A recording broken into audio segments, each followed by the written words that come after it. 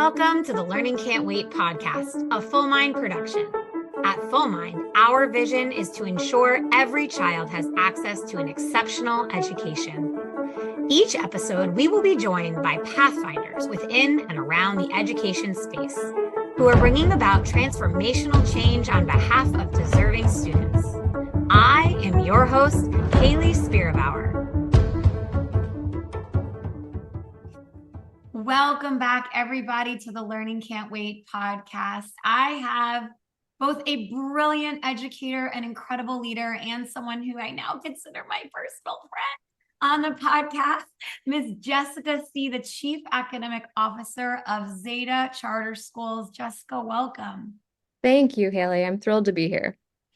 I'm so thrilled to have you. The first time I met you last fall at New York Ed Tech Week, and I heard you share a little bit in a session, and I said, I need to know that human. And as soon as I met you, the feeling kept growing, and I'm so excited to know you, but also to have you share here today some of your beliefs and ethos and practices and even your career journey so that other people can feel as excited about knowing you, even if it's just through the podcast.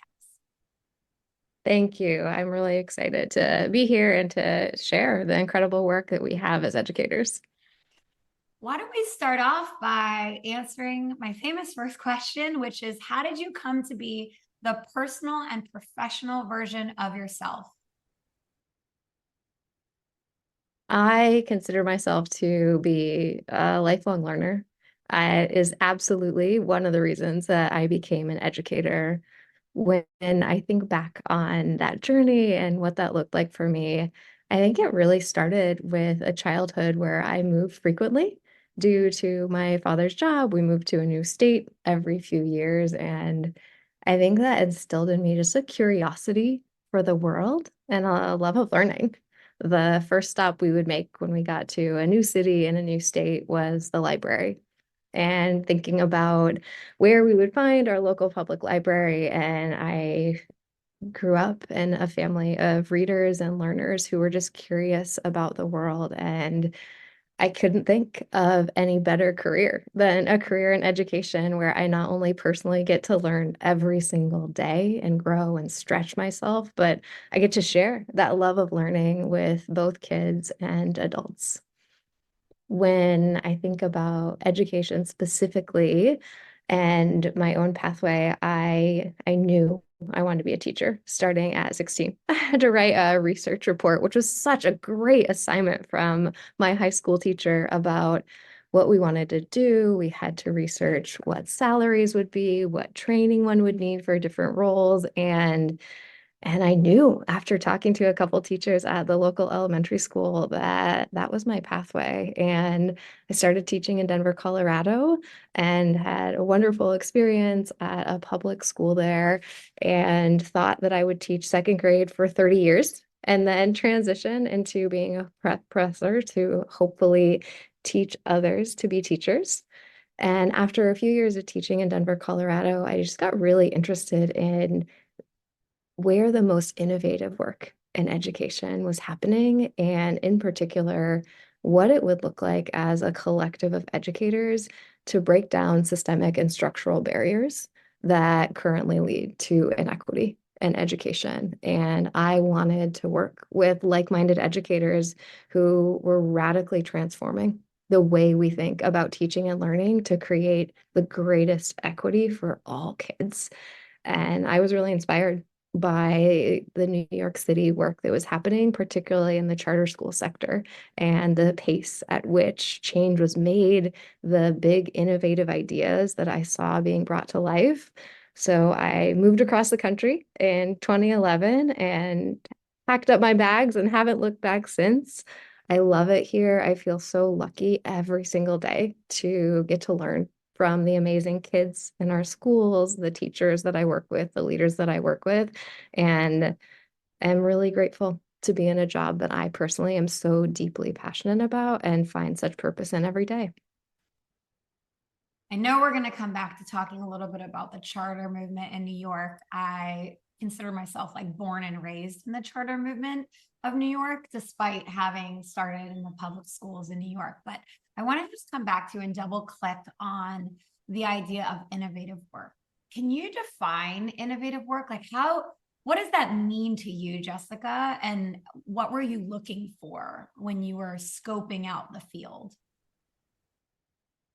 I define innovative work as thinking about the current state, opportunities for change, and then ideating so that either a new way that truly hasn't been done before is taken to create stronger outcomes, or, and this is one of my actually favorite types of innovation, thinking about an idea that has worked exceptionally well somewhere, but perhaps not in that exact place or way.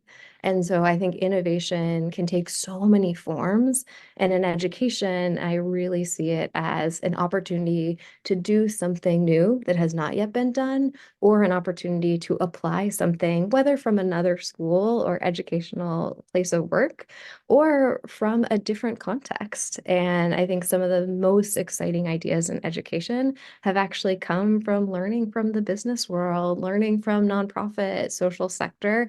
And it's exciting to think about just the potential for transformative change in education when we open ourselves to those possibilities to wonder what if and imagine how we could make those opportunities come to life for kids and adults. A really interesting way of putting it. What I appreciate amongst the many things you said is knowing that all of our answers are not in one place and having to look around and see. I remember, I work in virtual education. I remember a distinct conversation about tools that exist for the business world that could be applied to the classroom to optimize teacher impact and efficacy.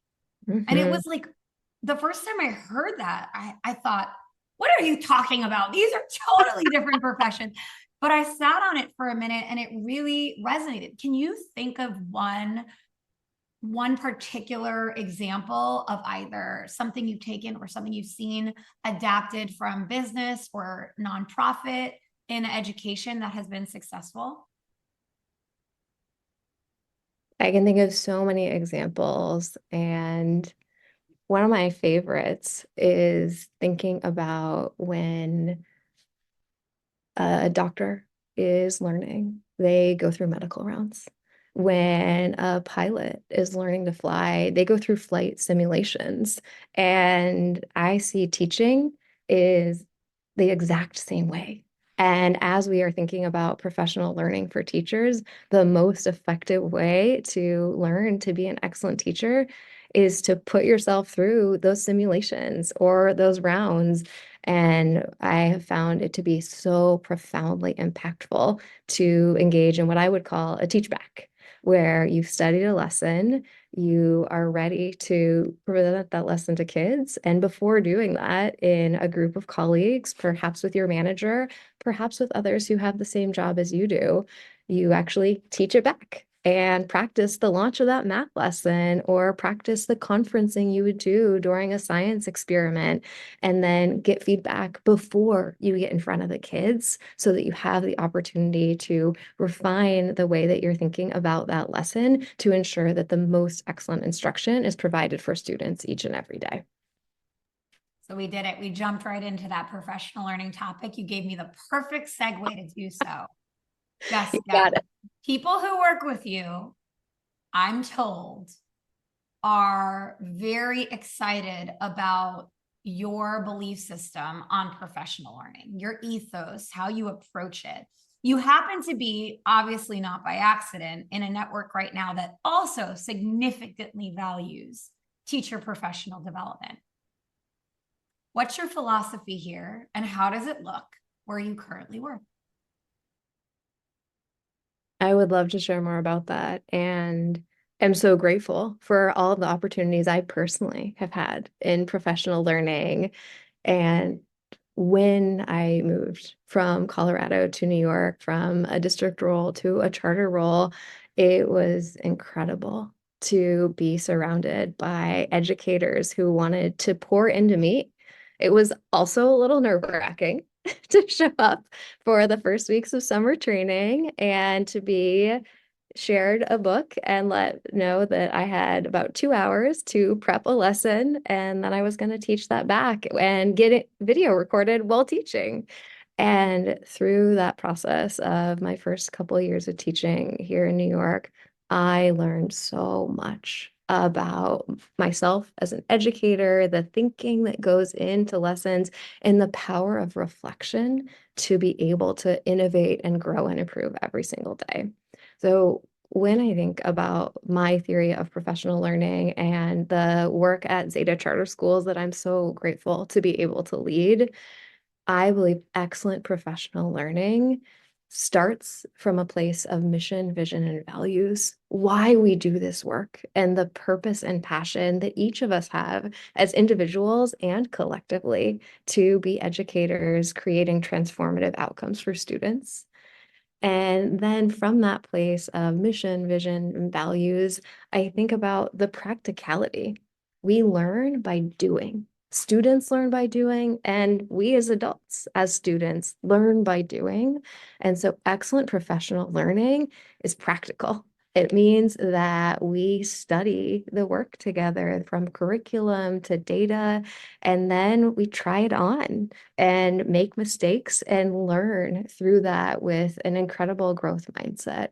And so, really, the philosophy of professional learning that I personally hold as an educator of almost 20 years and that I lead at Zeta Charter Schools and other places that I've worked over my couple decades almost in education, it's all about why we chose to be educators, the purpose and the passion that fuels us every day, and then how we really practically start to teach and plan for that teaching, give it a go, and then reflect on that practice to get better every single day in service of students. I know that the application of this is very carefully thought out and planned. So walk me through a year at Zeta, where what does professional look like from the beginning to the end? What could a teacher expect? Teachers at Zeta, and my hope for teachers across our nation and our globe is to come in and be greeted with a sense of excitement about the deep value of the work that we do as educators and the excitement for learning every day. There's no other profession where you are both in front of a classroom teaching others every day while also learning yourself every single day. And that is such a special gift. And so, really practically, when teachers start at Zeta, we actually welcome our new teachers 2 weeks before we welcome other teachers. We also welcome new leaders before our teachers so that every adult at Zeta gets a personalized learning experience that's going to prepare them excellently for day one. And that starts from the onset with understanding who Zeta is as an organization.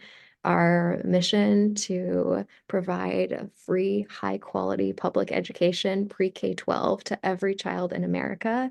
And we think about that as impacting the amazing students in our Zeta schools and also sharing what we are learning far and wide so that others can learn and impact kids across America. And we welcome new teachers into that through a series of sessions where we talk about our mission, our vision, meaning when kids have an excellent learning experience at Zeta pre-K to 12, what are they able to do? How are they going out into the world ready to lead lives of their passions and fulfill the hopes and dreams that they each have as individuals? And we talk a lot about our values, the core values of purpose, excellence, and community that we live by each day at Zeta and enable us to be a really effective adult community working together.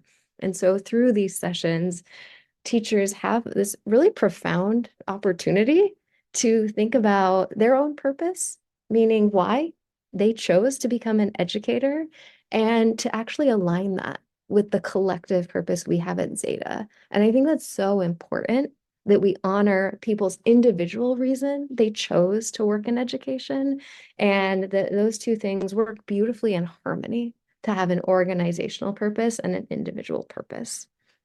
We also get really practical about what's the work. And so Zeta teachers then experience an immersive day where they actually get to put on the role of a student, and they get to engage in classroom learning experiences as a new teacher, from engaging in a read aloud to solving math problems, doing a science experiment. And we also have an incredible specialty program where our students are musicians. They take violin lessons, piano lessons, play soccer, do taekwondo, and our teachers actually get to do that work. And so throughout this day, they immerse themselves in what it feels like to be a Zeta student and really learn about our school design through that lens. When I think about the most important thing for our teachers to learn, it is a deep internalization of the mission, vision, values that I shared about a minute ago, and the school design and what our school design means for them as the teachers who are the most important people for their kids' lives. So at Zeta, our school design has four main pillars. It starts from a premise of rigorous academics. Every kid deserves an excellent education, and the ability for a teacher to know them as an individual. What are their profound strengths? What are the opportunities for their learning? And we're deeply committed to making sure every single child gets that rigorous academic education. Something that's really unique about our approach is the whole child aspect. And in particular, we think about that as a mind, body, soul cultivation. Our kids engage in meditation, which we call Zeta Zen, every day. They engage in specialty classes and have the opportunity to be a part of a learning community and a personal community where they have friends and are welcome to school each day with deep, deep care, and engage in circle practices where they're able to be seen and known and share their feelings and get to share about their own identity. We also have an innovation culture.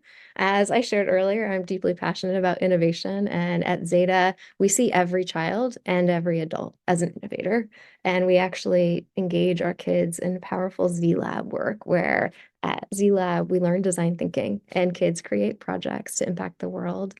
And lastly, we have a deep belief in family partnership and ensuring that our families, who are the most important people in their children's lives, are able to deeply partner with us. And we learn so much as a community together in support of every student's success. You just painted such a beautiful picture of how you bring people into the community of teaching and learning at Zeta. You've also really articulated so clearly the steps by which you do that effectively and what you ground the learning in. Are there particular texts or resources that you are like leaning on regularly for our listeners to be able to look at, that you would say, yes, read this book. This will help you on your journey for professional learning as well? Hayley, you know that one of my favorite things is to give book recommendations, and the spark that comes into my eye when I get to recommend great books. So thank you for asking that question. There are so many amazing pieces of literature that have shaped who I am as an educator and the work that I lead. One of the most powerful in my perspective is Mindset by Carol Dweck. We have all of our teachers read Mindset before joining us, and then we lead sessions in partnership with principals and assistant principals who are truly the leaders of professional learning across our schools. And we lead a growth mindset session because, as educators, our commitment to a growth mindset rather than a fixed mindset is so essential to propel our own learning forward, as well as to model the learning mindset that we have as lifelong learners at Zeta. We also choose a book each year And this is a tradition that I think is so special that every adult in our community reads a book. And then when we launch our All Zetas training, so after the new teachers have started, our new leaders have begun, we have a big week of professional learning where we welcome all Zetas together. And my favorite part of that week is an organization-wide book club. And so hundreds of people, and in previous organizations I've led, thousands of people actually read the same book and have this beautiful discussion. 2 years ago, we read Culture Code by Daniel Coyle, which is an incredible book about trust, vulnerability, and building strong organizational culture. Last summer, we read The Power of Moments, which is a beautiful book that really illuminates when we think back on our lives from one's 18th birthday to getting a driver's license to a peak personal or professional moment. It breaks down the science of why those moments are so memorable, whether because they help us learn something new about ourselves or our peak of our lives, and how we can actually use that knowledge to create more moments like that every single day. And so we went into the year this year as educators thinking about how do we create those beautiful moments for our kids every single day. And I'm so excited as we think about the book that might be next each year. I read so many books in anticipation and am thinking about a couple books for this year that really hit on the themes of questioning and innovation, because I think where we are globally right now, there has been no more important time to be able to ask really powerful questions and to think about what we believe and why, and how we engage in really powerful discussion with others to take different perspectives, understand our own perspective, and then use that understanding to innovate and design to create a more just and equitable world together. And so I'm excited for us to choose the book for the summer and to welcome our Zetas back in August with that book discussion. On every single book you suggested here. I can't wait to hear what you make the actual book this summer. And for folks who are listening to the podcast, if you go to our website, Full Mind's website, you can find a list of these book titles with their authors attached to this episode. If you didn't catch exactly what Jessica said right there.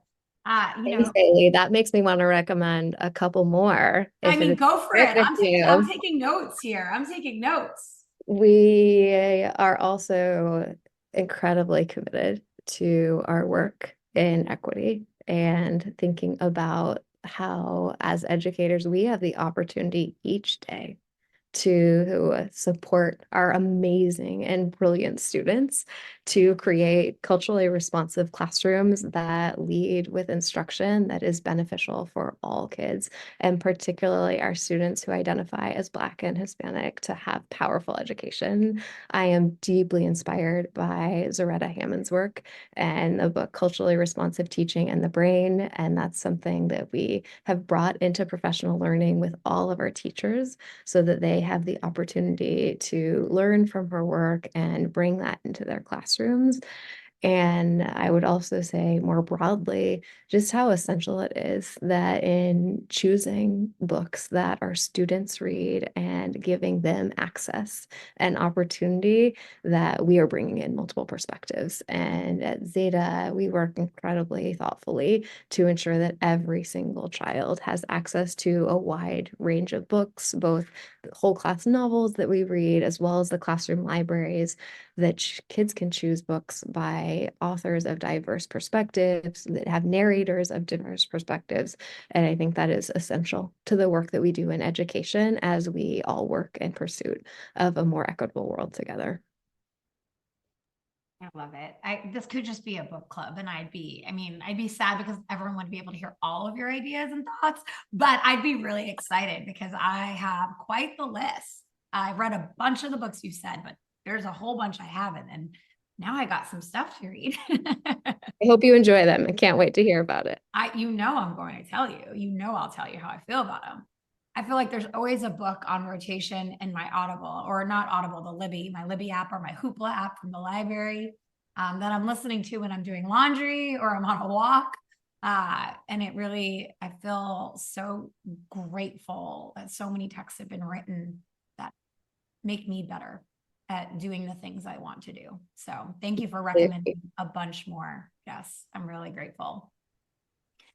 When you think about walking through the hallways of an effective school, what does it look and what does it sound like? I know you're in schools all day, every day. I have tried to meet up with you in New York City, and you're like, I'll be in this corner of this borough at this time, and it's never the same place, which also is by design. I know Zeta doesn't have a central office that is consistent year after year so that you can be present in your schools. But back to the original question.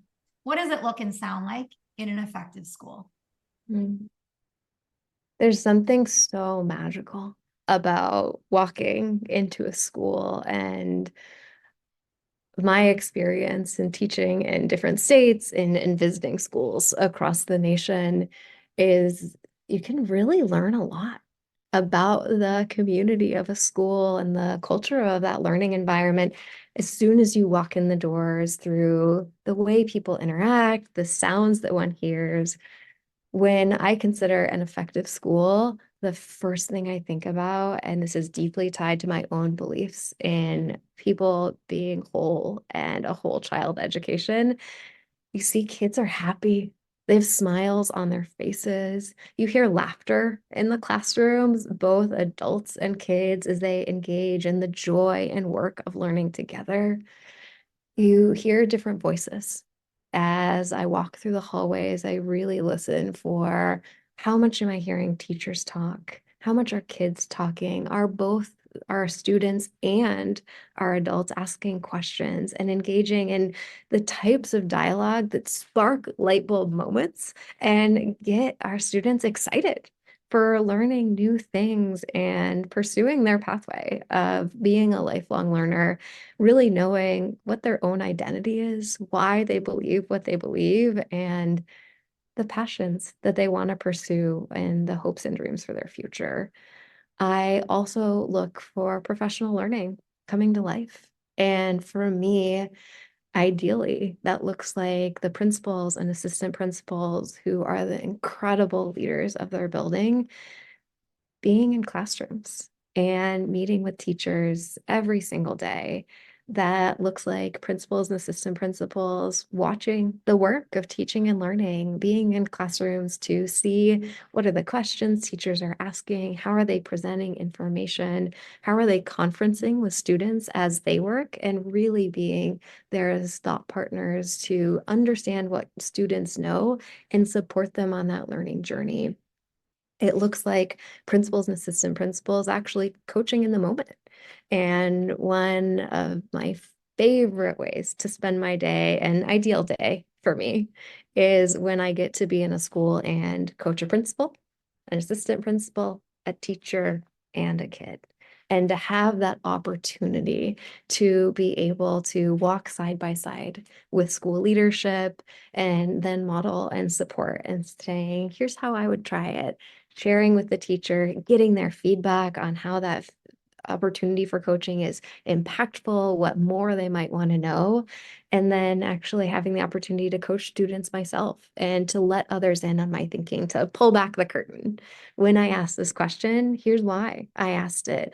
When I was wondering about how a student thought about a question, here's what I was hoping to learn, and here's what I did learn. And sometimes that's something we might anticipate as educators. Other times we're really surprised, and that's a wonderful thing. And so when I think about walking through the hallways of buildings, our Zeta buildings that I love being in, and as you said, I'm in every day and have had the wonderful opportunity to actually have a desk at different schools each year as our Zeta schools have been growing, I look for the signs, the sounds of teaching and learning. I look for leaders teaching teachers through the daily work of the teaching and learning in classrooms and coaching in the moment. I also look for planning meetings, and I see planning meetings as the critical lever that enables teacher success. That can happen during a common prep period. And as Karen Chenoweth shares so beautifully, the school schedule is one of the most impactful aspects of ensuring teachers are able to learn. Because during a common prep, teachers can come together as a teaching team or come together with their manager, or in our case, an assistant principal or a principal, and learn together. And that experience of learning in a community of learners that have like-minded purpose and passion is so powerful. Really practically for us, planning meetings look like coming together to understand the standards and the curriculum. What are we teaching in alignment with New York State standards? Why is this information so important to kids? What makes it relevant? Why is it relevant right now? I was delighted in reviewing some work that my team had been working on today, that a new science question I was looking at for the first time was about the earthquake. New York had an earthquake so recently, which is not something I had experienced. And how exciting for kids that they're going to actually take an assessment and be reading along and see that it's about the earthquake. And I'm just so appreciative to work with a team of committed educators that make the work relevant for our kids.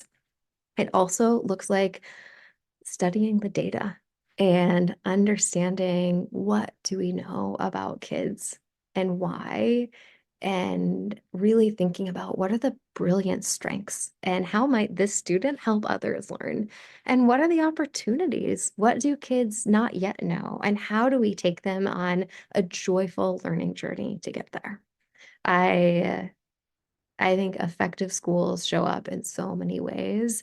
And in some would say the ultimate hallmark is a school where, from the students to the teachers to the leaders, there's a spirit of humility in the growth mindset and an openness to sparks of innovative learning that make us each better every day.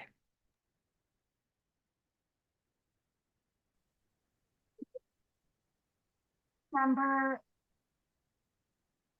a misguided piece of advice I got early on, which was about classroom management and about how quiet a classroom should be and how it resonated with me. This is very early in my teaching career. And it resonated with me like, wait, that doesn't feel right. But I was young and I was new and I was really learning a lot. And so I adapted that as best I could for a while until I really developed a sense of self and knew it wasn't right. And when I became a leader and I would coach teachers, I remember saying, the goal is not quiet. The goal is joyful curiosity. The Yeah. joy is engagement. The joy is interaction, discussion. The goal is that I or you, the teacher, are talking the least out of everybody in the room. And you beautifully wove that picture of a building and a classroom in that way for our listeners here. Thank you. Thank you for Thank doing that. you. So Jess, we're ready to wrap up this episode. I'm sure there'll be more in the future if you'll let me. But I will be delighted. I'm curious what advice you give new teachers starting their career. What advice would you give them today? The advice I would give new teachers is to know your why. Education is such an incredible profession, and it's essential that we really reflect on why we do this work, why we've chosen to dedicate our lives to educating others. And when I think about purpose, why we do this work, how it brings value to others, and passion, what we love about the work that we do, the power of purpose and understanding your why is profoundly impactful on your best days and even more profoundly impactful on those hardest days. And we all have them. There's so much research that teaching is a profession where there are high highs of joy and excitement, and there are also honest challenges. And when educators know their why and are able to say, I chose this, this is the work that I want to be in, it is bringing value every single day. And as an educator, being able to come back to that and to inspire ourselves is incredibly impactful. My second piece of advice is really tied to the work that I lead at Zeta and believe in deeply as a human, is to build one's mindfulness and ability to restore. And at Zeta, we think about that as our purpose, passion, and power. And that the power aspect is really building your own toolkit, meditating with the adults. That when we start professional learning, we actually meditate as an adult community, just as we do in our classrooms with kids, and being able to have connections in a learning community of adults and know we can rely on one another and we're there to support and learn. And so, as an educator, build that community, be there for your colleagues, and be unafraid to reach out for help and the support that you need, and enjoy the journey. Lifelong learning is such a gift. And as educators, we are so lucky to get to engage in this work together and with our students every single day. Jessica Sie, you are a gift. Thank you so much for sharing some of your personal belief system, the belief system of the district, the charter network you work in now, and also just inspiring me, and I'm sure some of our listeners, with your words today. I appreciate you coming on the podcast. Thank you for having me, Hayley. I really appreciate it. Thank you so much to everybody who joined us today. Take a look on the episode notes at fullmindlearning.com/podcast to catch some of those recommendations Jessica made, and to re-listen to her episode. Thank you all. Thanks for listening to the Learning Can't Wait podcast. If you like what you heard, please rate, review, and share this episode. Be the first to know when we have a new episode by subscribing wherever you listen to podcasts. If you'd like to be a guest on the show or have a suggestion for an episode, email us at podcast@fullmindlearning.com.